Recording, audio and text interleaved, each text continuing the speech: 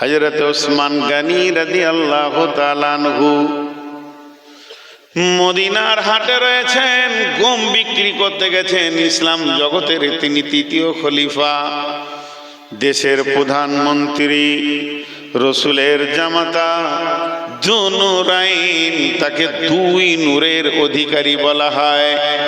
বিশ্বনবীর প্রথমা মেয়ে জাইনাব, দ্বিতীয় মেয়ে হলেন রকেয়ার সাথে বিয়ে হয়েছিল ওসমানের। রকেয়া মরে যাওয়ার পর হযরতে উম্মে কুলসুমের সঙ্গে বিয়ে হয়। দুইটি মেয়ে, একটি শ্বশুর।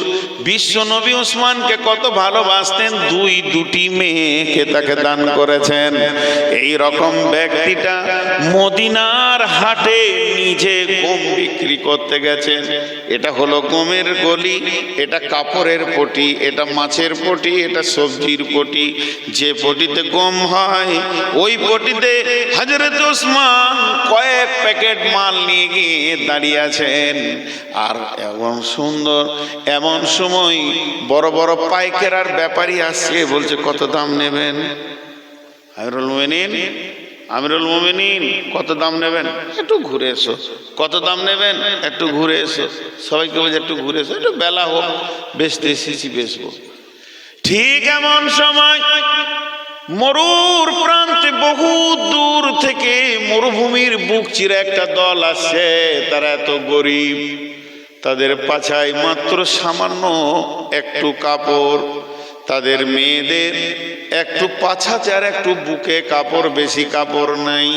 তাদের চোখগুলো ঢুকে গেছে, হাড়গুলো পরপর পরপর গুনে দেওয়া যাবে। কখন খেয়েছে জানে না, খাবার ডেটটাও তারা ভুলে গেছে। শুধু তাই নয়, গায়ে কখন তেল মেখেছে সে খবরও তাদের নাই। মাথা যেন উস্কো খুস্কু হয়ে রয়েছে।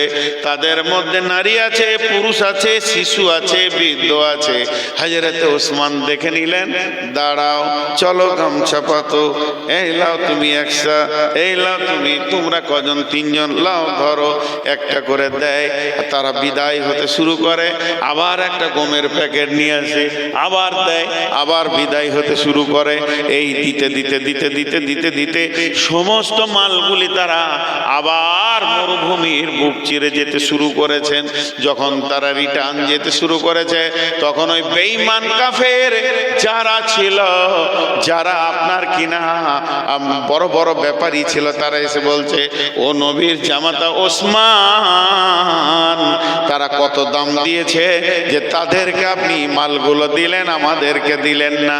তারা তো ঠিক মতো খেতে পায় না, পরনে তো ঠিক মতো কাপড় নাই, না আছে তাদের শরীরে কোনো তেল। এরা কত দাম দিয়েছে একবার বলেন।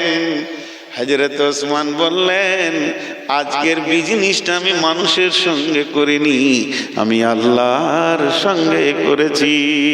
আমি জান্নাতের বিনিময়ে গমটা বিক্রি করেছি রে ব্যাপারীর দল।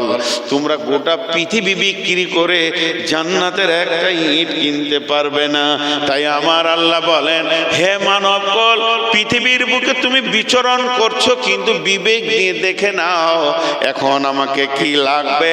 এই জিনিসটা তোমার বিবেককে জিজ্ঞেস করো। তোমার কাছে আমার দুটো জিনিস আছে, তোমার জানটা আছে, তোমার মালটা আছে, দুটোই আমি কিনে রেখে দিয়েছি। আর আমার কাছে একটা জিনিস আছে, তুমি কিনে রেখে দিয়েছো, তার নাম হলো জান্নাত। আজকে আমাদের অবস্থা শেষ।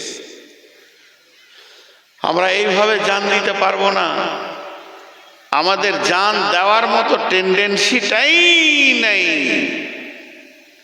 জান দেওয়ার মতো টেন্ডেন্সিটাই নেই, খালি জান নেওয়ার বুদ্ধিটা খুব আছে। হ্যাঁ, তো আমাদের দিকে যদি কোনো ঝামেলা হয়, একটু যদি চেঁচামেচি হয়, তো সাইড থেকে আরেকজন বলবে, মার, যত টাকা লাগে আমি দেবো, মার, মার, আর লাশ ফেলে দে, লাশ ফেলে দে, যত টাকা লাগে আমি দিব।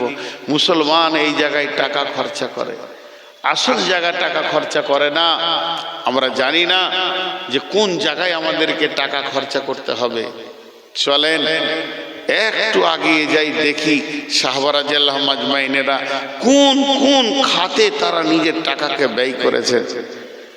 আল্লাহ তাবারাক ওয়া তাআলা বলেছেন, যে মাল তো আমার। রাসূলুল্লাহ সাল্লাল্লাহু আলাইহি ওয়াসাল্লাম বলছেন, মান কাতা মেরা সাওয়ারিসিহি কাতা আল্লাহু মিরাসাহু ইয়াউমাল কিয়ামাতি ফিল জান্নাহ। কিয়ামতের মাঠে যেদিন জান আর মালের হিসাব শুরু হবে, এদিকে আয়, তোর হিসাব আমি নিব।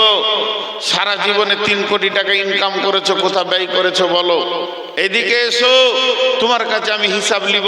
তুমি সারা জীবনে, তোমাকে 70টা বছর জীবনে বয়স দিয়েছিলাম, এই বয়সটাকে কোথা ব্যয় করেছো বলো।